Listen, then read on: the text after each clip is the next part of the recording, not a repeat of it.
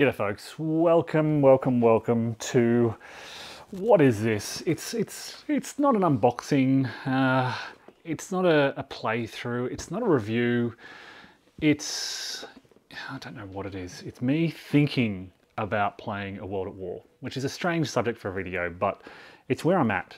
I've had this on my shelf for a relatively short while. I used to play Advanced Third Reich. I loved Advanced Third Reich, and oh look, I think John Pratis' recent passing has me thinking about his involvement in the series and thinking about A World at War. This is a monster. It has an incredibly mixed reputation. If you go to Board Game Geek and you check out the ratings, and you be very critical of those ratings, but if you go to those ratings, there are a lot of 10 out of 10 ratings. A lot of people in the comments there, a lot of people saying this is one of the best broad strategic games ever designed. It has some of the best reviews. There's a wonderful session report. It's one of the most liked session reports on Board Game Geek, and it's very entertaining, the commentary about this game. I love reading about A World at War. There is a great channel called A World at War. I think Bruce Harper, the designer of this this version, runs that channel. Correct me if I'm wrong, apologies, but I think Bruce runs that, and he does a series of guiding videos. Shout out to Steve Jolges as well. So Steve did what he's called a salty rant, and he's got a few videos on A World at War where he's very, I think, carefully and constructively critical of the series. I'll call it the series. He notes in particular, and he's particularly critical of the evolving rulebook, the changing rulebook over time. So my thinking is, if I approach this, it's a big if, I'm just going to use the rules in the box. I'm not going to reprint anything. I'm not going to use the most updated rules. I'm just going to play with the rules as printed, errata, errors, whatever. That's my thinking. Because Steve's biggest complaint is, among many, is the evolving rules, and it's hard because you never know what rules you should be playing with. You don't know if you're playing with an opponent, if they're using certain rules, etc. But if I'm playing this solo, which is my plan, it doesn't matter if what rules I use really. When I'm playing solitaire, balance isn't important. I can play a completely imbalanced game, and if I'm enjoying the process, it doesn't matter who wins or loses. I rarely play games, in fact, for victory or defeat. I play for the experience and to explore what game mechanics and what game design can offer. And that's really what I want to get into here. I want to see how Bruce has taken the core elements of Advanced Third Reich and, sorry, Rise and Decline of the Third Reich, not Advanced Third Reich, Rise and Decline of the Third Reich, and before that Advanced Third Reich and what was it, Empire of the Rising Sun and some other game systems, and put it into A World at War. I'm curious to see why all those people have rated it 10 out of 10. I'll put the maps aside. Again, this is not an unboxing. I'm sure you've all seen much of this before, but look at this. This is a hefty GMT box. Not an unboxing, but I'm taking the box apart. It's just lots of tables. You've got the classic CRT, right? So this is a CRT with variable exchange results. A relatively simple CRT with a lot of rules depth behind it. And yeah, what does it? It takes those old simple designs and the relatively simple looking CRT, and it adds complexity behind it. Playing Rise and Decline of the Third Reich, I never used to like, I hated in fact, the naval rules, and I try to minimize my reliance on naval forces. I loved the Eastern Front in particular. It was fascinating. The breakthrough combat, Pearl Harbor surprise table, Harbor attack table. This is all from the Pacific Theater. Winter table, Burp costs table. See how much it costs to declare war against major powers, minor powers, things like that. I have no idea what this is. British Commonwealth table for something. Minor forces country table. Forces, perhaps force disposition. Yeah, so I love playing through the Eastern Front Resistance tables, more resistance tables, no idea what they are. Charts, status chart, Western Allied Naval Status Chart, Western Allied Naval Status Chart, Pacific and Europe, sorry. European Axis Naval Chart, my goodness, so these are task force with air cover, airstrikes, cannon air. Okay, really already kind of into a depth that I'm uncomfortable with. Oh my goodness, charts, charts, charts. Naval Combat Chart, Naval Combat Chart, sequence of play. So of course I'm not overly familiar. I've watched quite a few videos. Again, Steve, Clark Commando 1983 did some videos on A World at War. Callendale did a couple of videos on A World at War. I can't remember what his thoughts were on it. Apologies. There's some, as I said, there's some very good videos on the A World at War channel. It's got close to 700 subscribers, and yeah, very different things going on the channel. This is just a Europe conference map. I don't know what, I think it's just a summary of the map, I suppose. Oh, who else? So Little Wars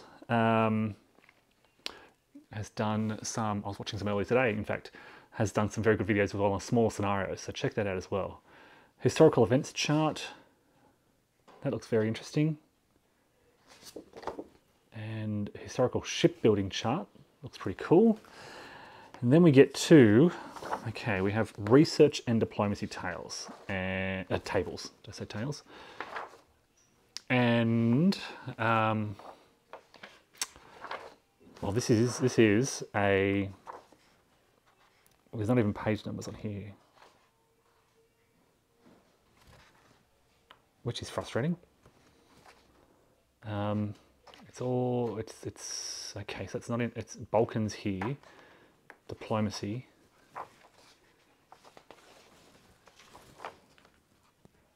Atomic research projects, interesting. Okay, that's one aspect of the rules. Scenarios. So again, this is where I was thinking, in thinking about A World at War, I was thinking, hey, I could start off with some specialized European scenario. I could just do the Barbarossa scenario. I remember North Africa, the back and forth in North Africa, the very narrow corridor in the north there. So I was thinking, yeah, I could just start off somewhere there with a Barbarossa scenario and just focus on what I really remembered very well from Rise and Decline of the Third Reich.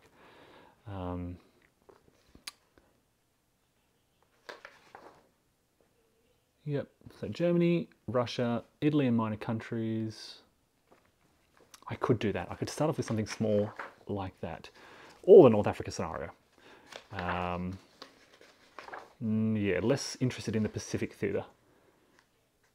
Designer's notes, terrain effects chart. Okay, oh, okay, this is a massive book. Again, without page numbers, I don't know why. Am I missing something? I just can't see any page numbers here. I can see a reference down in the bottom corner. It's a section, referencing a section, but I guess this is just, that's a book for keeping track of everything. Record sheets, just a whole book of sheets for keeping track of, oops. Oh, okay, so it's perforated. So you can just tear out these pages. I'm very uncomfortable with that. It's a perforated booklet. It's huge. And all the pages have a perforated edge. So the idea is just rip the pages out. So uncomfortable with that. Well, if I ever use that, we'll be photocopying. And then this is the rules booklet. And it comes as hole punched, triple hole punched in this nice little paper binding. Are there page numbers in this rule book? No. Okay. It's massive. I can't, and because it hasn't kind of been 1, 2, 3, 4. It's hard to estimate how many pages there are because, yeah, it's a bit damaged around the edges.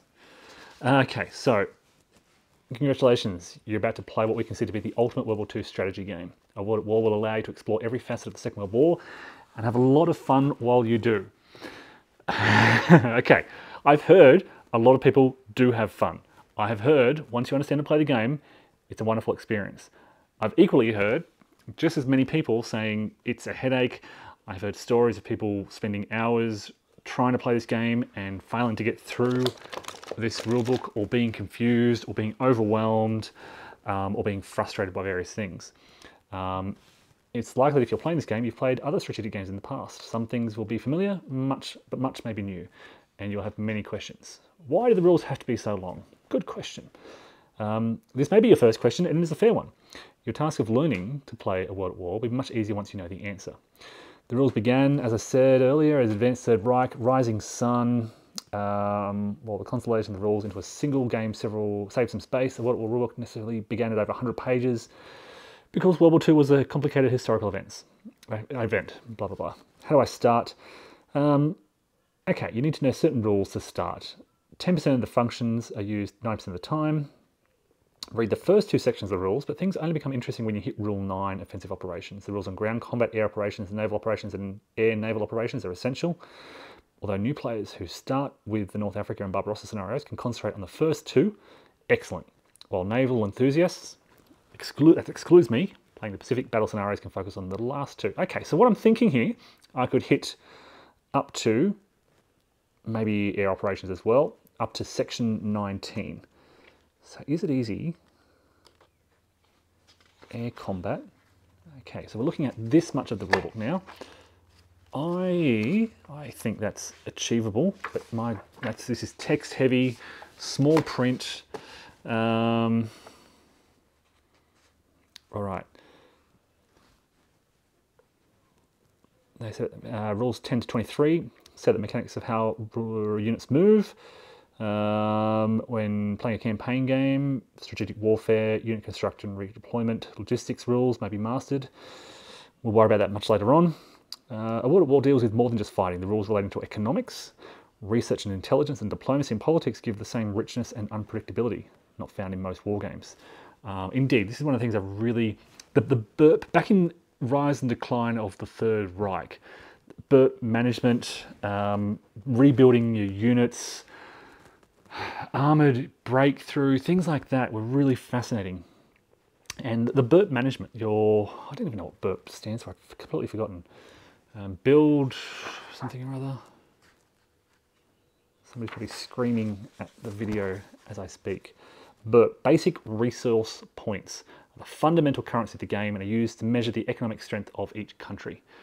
And it was always fascinating when you conquer another country and you gain burps, or you gain allies and you gain burps, and you can use those burps to build new things. And yeah, it's really a game focused on maximizing your economic strengths.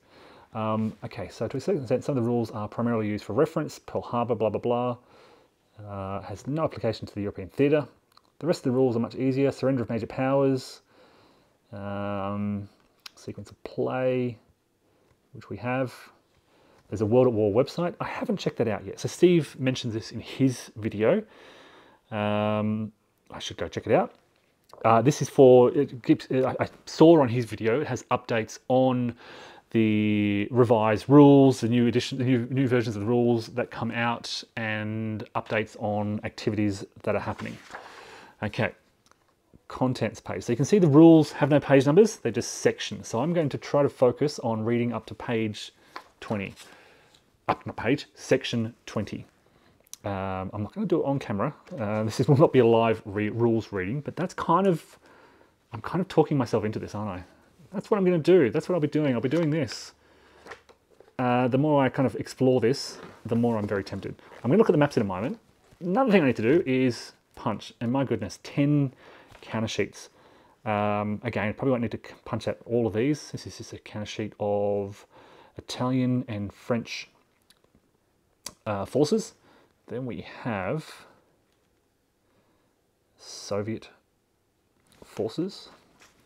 We have some administrative counters of various types.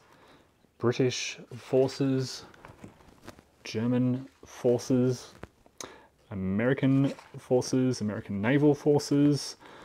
Who is that? Japanese forces. Yes, this is why I didn't recognise them, having never played Empire of the Sun. It was Rising Sun. Sorry.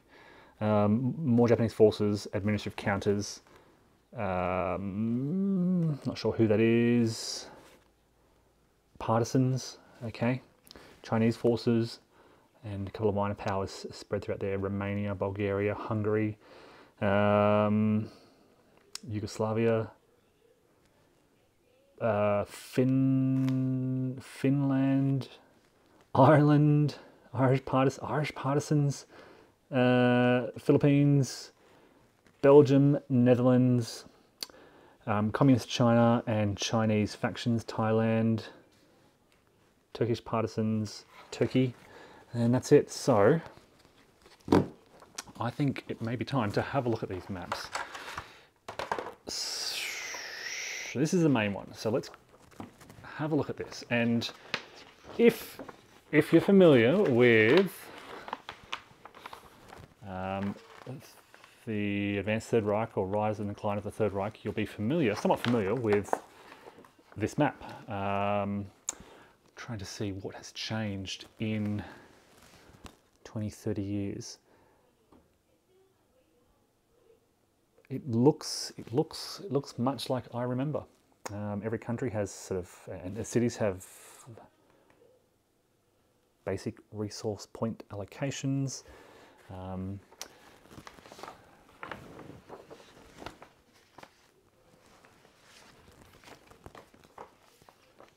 what do we have here? This looks like the Pacific.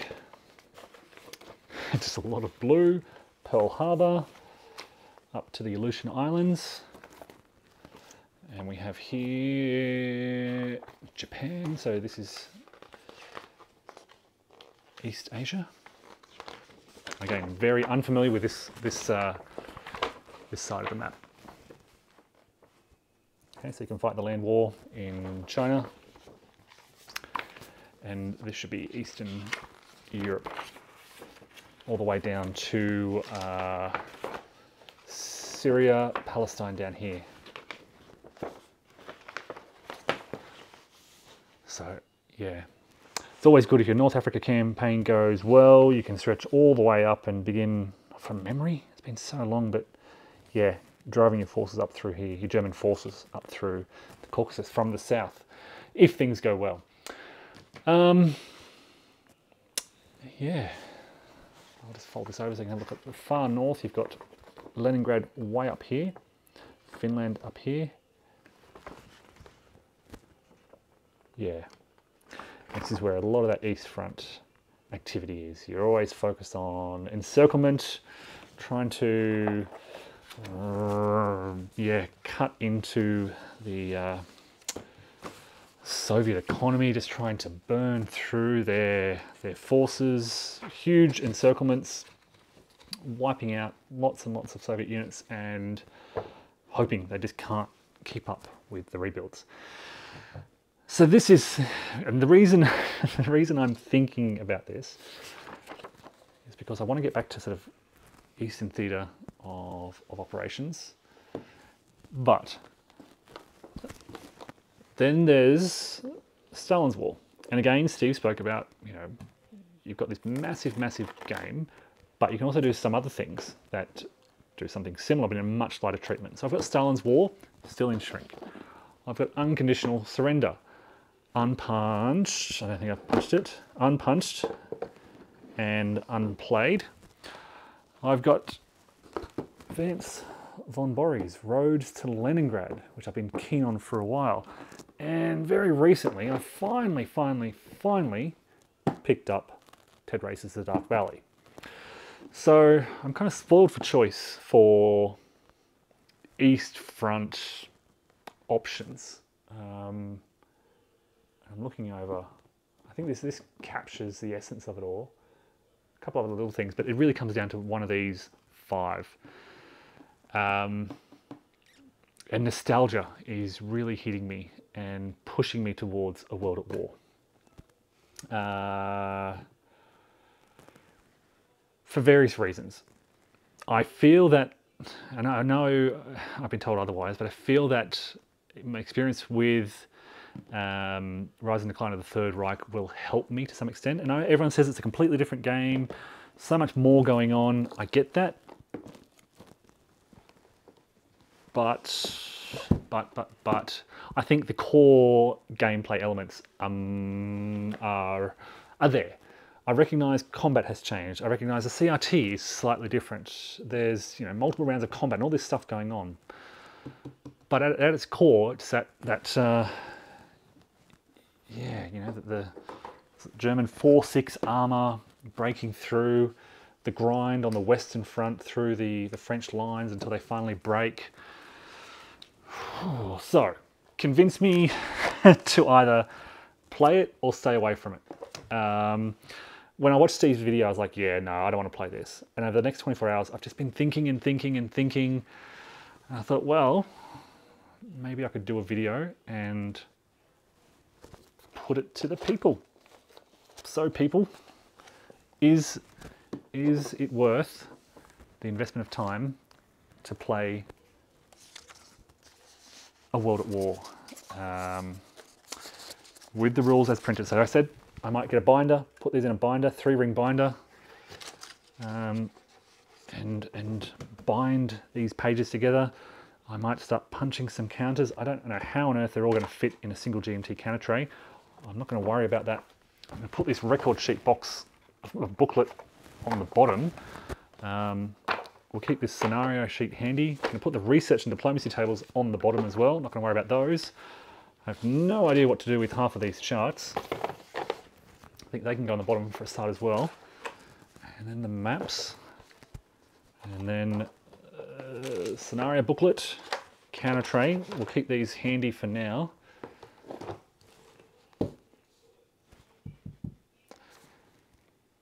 It's a big pool to dive into. Yep, I really appreciate your recommendations, thoughts, feedback. Such mixed thoughts. Folks, thanks for bearing with me for this unusual video, this deliberation on a world at war. You've got to recognise, like it or not, the time and effort that has gone into this design over the decades. It is Empire the Rising Sun, yeah. Advanced Third Reich, Empire the Rising Sun. Medium solitaire suitability. Why is it only medium? I remember playing Rise and Decline of the Third Reich solo. A lot of fun. Yeah, not much more to say. Just thinking about it. Put the box lid on the right way. Thinking about it, thinking about it, thinking about it, thinking about it. Thanks, folks, and take care.